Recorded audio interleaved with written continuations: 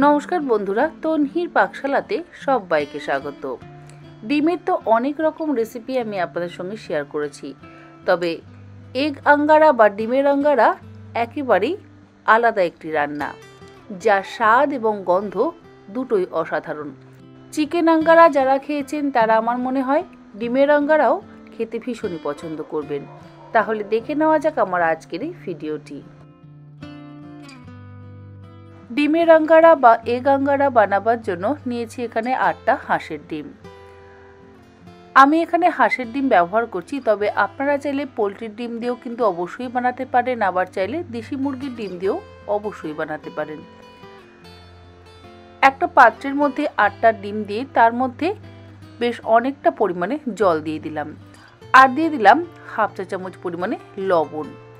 গ্যাসের ফ্লেমটাকে medium to হাইতে করে দিয়ে জাস্ট 5 মিনিট সময় ধরে আমি ডিমগুলোকে সেদ্ধ করে নেব। হাঁসের ডিম কখনোই খুব বেশিক্ষণ সময় ধরে সেদ্ধ করবেন না। যদি বেশিক্ষণ সময় ধরে সেদ্ধ করা হয় তাহলে আবার কি হবে, খোসাটা ছাড়াতে বেশ সমস্যা হয়। যখন একটু ফুটে উঠবে তারপরে গ্যাসের ফ্লেমটাকে লোতে করে দিয়ে 2 মিনিট ফুটিয়ে নেওয়ার পর গ্যাসের ফ্লেমটাকে বন্ধ করে দিয়ে ঠান্ডা জলের মধ্যে দিয়ে দেবেন, তাহলে দেখবেন খোসা ছাড়াতে আর কোনো রকম সমস্যা হবে না। এখানে আমি 1.5টা মিডিয়াম সাইজের পেঁয়াজ কুচিয়ে নিয়েছি, আর নিয়েছি হাফ ইঞ্চি আদার টুকরো, 4 কোয়া রসুন। ডিমগুলোকে সেদ্ধ করে নেওয়ার পর ডিমের খোসা ছাড়িয়ে নিয়ে আলাদা পাত্রের মধ্যে রেখে দিয়েছি। রান্নাটা করবার জন্য কড়াইতে দিয়ে দিলাম 5 টেবিল চামচ পরিমাণে সর্ষের তেল। তেল গরম হয়ে যাওয়ার পর 1/4 চা চামচ পরিমাণে লবণ দিয়ে সেদ্ধ করে খোসা ছাড়িয়ে নেওয়া ডিমগুলো দিয়ে দিচ্ছি। গ্যাসের ফ্লেমটাকে লো টু মিডিয়ামে করে দিয়ে ডিমগুলোকে হালকা করে ভেজে নেব। ডিমের গায়ে আমি কোনো রকম কাট লাগাইনি, তবে আপনারা চাইলে অবশ্যই ডিমের গাগুলোকে চিড়ে নিতে পারেন। খুব সামান্য পরিমাণে একটু কাশ্মীরি লঙ্কার গুঁড়ো দিলাম, আর সামান্য পরিমাণে একটু হলুদ গুঁড়ো দিয়ে গ্যাসের ফ্লেমটাকে লো টু মিডিয়ামে করে দিয়ে হালকা করে ডিমগুলোকে ভেজে তুলে নিচ্ছি।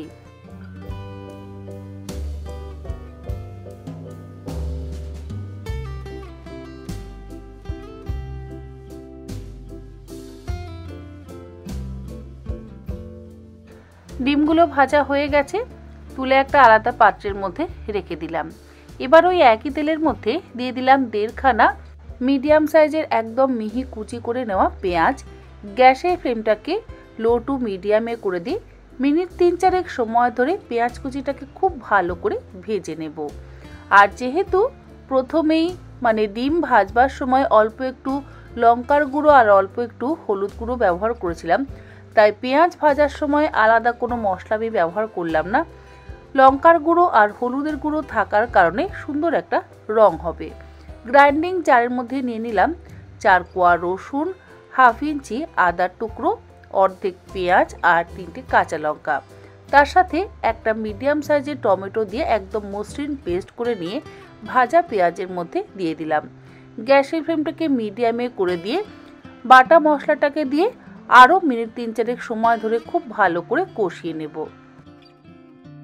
মশলা কষানোর সময়তে এর মধ্যে দিয়ে দিলাম হাফ কাপ পরিমাণে জল, আর তার সাথে দিয়ে দিচ্ছি 1 চা চামচ পরিমাণে কাশ্মীরি লঙ্কার গুঁড়ো, হাফ চা চামচ হলুদ গুঁড়ো, 1 চা চামচ জিরে গুঁড়ো, হাফ চা চামচ ধনে গুঁড়ো, স্বাদ অনুসারে লবণ, আর 1/4 চা চামচ পরিমাণে শাহি গরম মশলার গুঁড়ো। সমস্ত গুঁড়ো মশলা আর লবণ দিয়ে আবারও মশলাটাকে লো টু মিডিয়াম ফ্লেমে খুব ভালো করে কষিয়ে নেব। অল্প অল্প পরিমাণে জল দিয়ে ধীরে ধীরে মশলাটাকে যত ভালো করে কষানো হবে রান্নার স্বাদ কিন্তু তত ভালো হবে। আমি মিনিট 3-4 সময় ধরে ভালো করে কষিয়ে নিলাম, তারপর ঢাকা দিয়ে গ্যাসের ফ্লেমটাকে একদম লোতে করে দিয়ে আরও কিছুক্ষণ আমি কষিয়ে নেব। ঢাকা দিয়ে ধীরে ধীরে কষালে মশলার থেকে কিন্তু বেশ অনেকটা পরিমাণে তেল ছাড়ে। মিনিট 3-4 ঢাকা দিয়ে কষিয়ে নেওয়ার পর ঢাকাটাকে খুলে আবারও একবার ভালো করে মিশিয়ে নিয়ে এর মধ্যে অল্প একটু জল দিয়ে আবারও ঢাকা দিয়ে আরও 2-3 মিনিট কষিয়ে নেব। এইভাবে 2-3 বার ঢাকা খুলে আর ঢাকা বন্ধ করে যদি কষানো হয় তাহলে কষানোটাও ভালো হয় আর খেতেও ভীষণই সুস্বাদু হয়।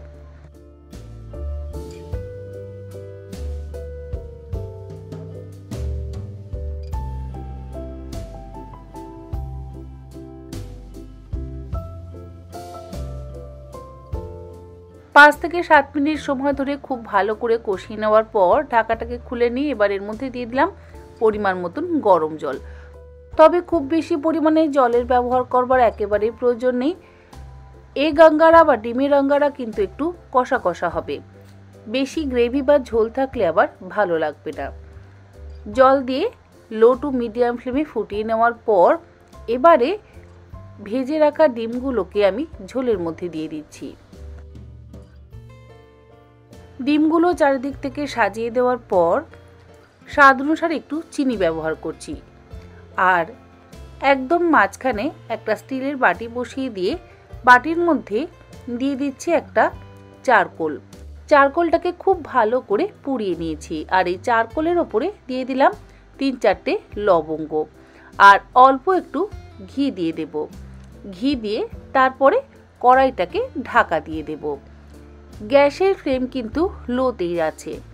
একদিকে এইভাবে ধোঁয়া দিলাম আর ঢাকা দেওয়ার পর গ্যাসের ফ্লেমটাকে লোতে রেখেই ডিমের আঙ্গারা বা এগ আঙ্গারাটাকে একটু কষিয়ে নেব।